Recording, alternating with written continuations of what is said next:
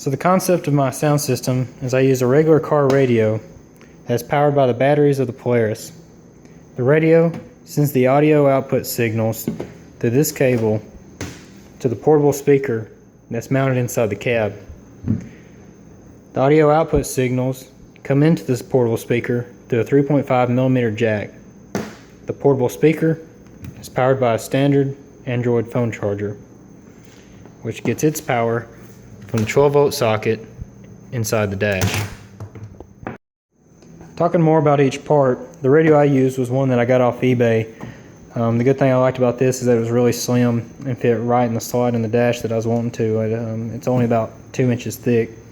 It's really important on whichever radio you decide to get, if you're going to try this method, make sure it has an audio out port, the red and white jacks. It has to have the audio out. This one here has the antenna jack where you can plug in the external antenna. You can also use the one in the harness, but I'll talk more about those in a minute. This cable is very important going back to our portable speaker. Here it takes the audio output signals through the red and white jacks and comes in at a 3.5mm jack end. And that's what most speakers can take. This isn't long enough. The one that I used inside the Polaris is 20 feet long, so I got that off at I believe Radio Shack. I'll try to put all the parts in the description. This portable speaker has been a pretty good one. I've had it inside the cab for about 6 months. It's an all-tech Lansing portable speaker. It's built, it's supposed to be rugged. I got a Christmas deal on it when they ran them on sale. It's done pretty good. I see some rust on it, but it still plays great, and it's surprisingly loud to be only about 6 inches long. Another important part, you're going to have a long enough charger to reach from the dash all the way to the back where I mounted the speaker. So I went on, I believe, Amazon and got one that was 20 feet long as well. So you need a 20-foot long charger and a 20-foot long red and white to 3.5mm jack. And then you can pick these up anywhere. This is used the 12-volt socket that goes back to the phone charger. Now, I chose to use an external antenna that you plug in here, and then it had the wires that I secured to some structure. I also tied this off to a frame, but I would highly recommend to use another antenna source. I'll go through and show you where I put each one of these. Before I put my radio in, I've drilled 2 1-inch holes in the back of the dash so that I could run my cables up and attach them to the radio.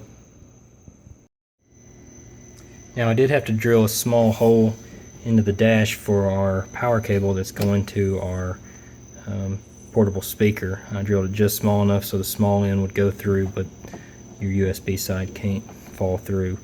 The good thing about this is that whenever the switch is on and your lights light up, this will turn on, so it doesn't continuously stay on, so you don't have to worry about unplugging and plugging up.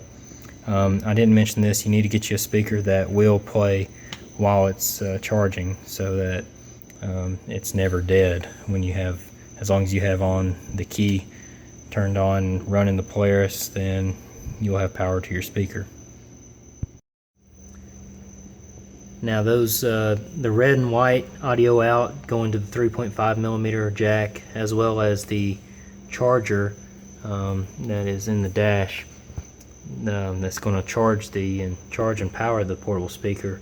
I ran the charger up through the back of the dash, ran it through the center to where it joined the red and white 3.5mm jack cable, and they go through here, they come on top of the gas tank,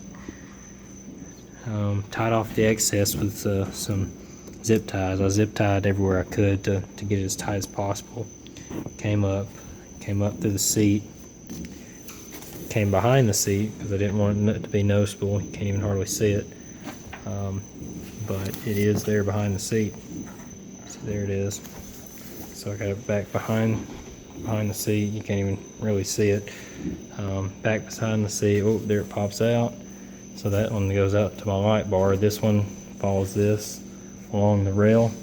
This little bracket came with the speaker, and so then there's where my charger and my audio out come in.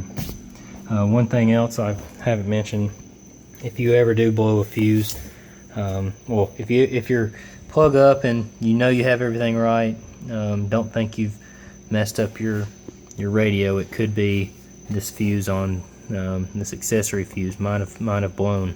I blew it and I crossed the wire across my switch and hot, and it blew, and I thought I had a bad radio. I thought I messed my radio up, but instead it turned out to be that fuse. So check that before you think you got a bad radio. Alright, so now we got the radio in and everything on.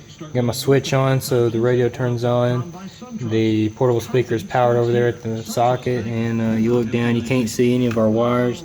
So we cleaned up that real nice. You can't see our wire going back to our portable speaker. And there we are, portable speaker hanging up there. Listening to some baseball, some Atlanta Braves baseball. Alright, thanks for joining in and viewing and seeing how this works, and hopefully it helps somebody, because I looked around forever and couldn't find a good, decently priced solution.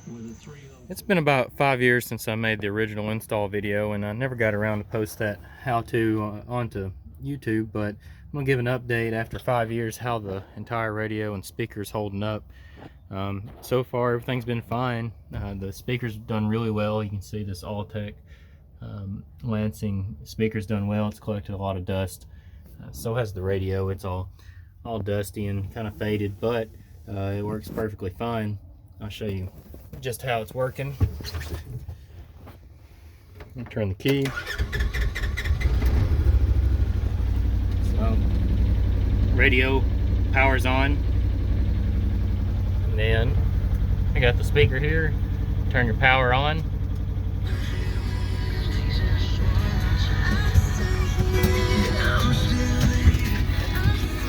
And everything works fine. Since it's been so long, I'm going to go through all the wiring and do an overview of what happened. So I put this cheap radio here in the dash. I ran all the wires through the floorboard here. You can see I pull this radio out, cut some holes there to run these wires. On the far right I have my antenna wire. Going to the left I have my speaker wire output, and then I have my harness. So I ran my power wires under the dash there on the floorboard, and then I run here to the battery. Take this out.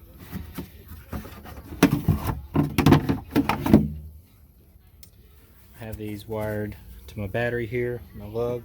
So my yellow wire is wired to positive battery, and my black wire out of the radio harness is to the negative terminal. I only had red wire, so everything's red, but coming out of the radio, that's the wire colors. There's my keys I lost. Been looking for those for a few years. If you open up the front, you have your switch right here. I got a black wire coming out of the antenna to that lug, and then my red wire coming out of the radio is actually tied to that switch there, so that it turns on when the key turns on. I had my wires ran through the top. They're hidden very well. I got power and audio. So take a look at, here's a wiring diagram. You can pause and look at where everything's going. Now I pulled this out, and I did have a blue wire. This blue wire right here. When I opened it up, I noticed that it wasn't connected to anything. So it's, when you look at the diagram, and maybe your antenna or your radio will have something like this. It's covered up right now, but it says that that's antenna. I have a separate antenna jack that's going out to power. I couldn't notice anything when the blue wire was connected versus disconnected, so I'm gonna leave it disconnected. It's working fine without it, so I'm just gonna leave it as is. So all right, let me know in the comments though if you know where that blue wire goes or if it matters. Right now it's making no difference.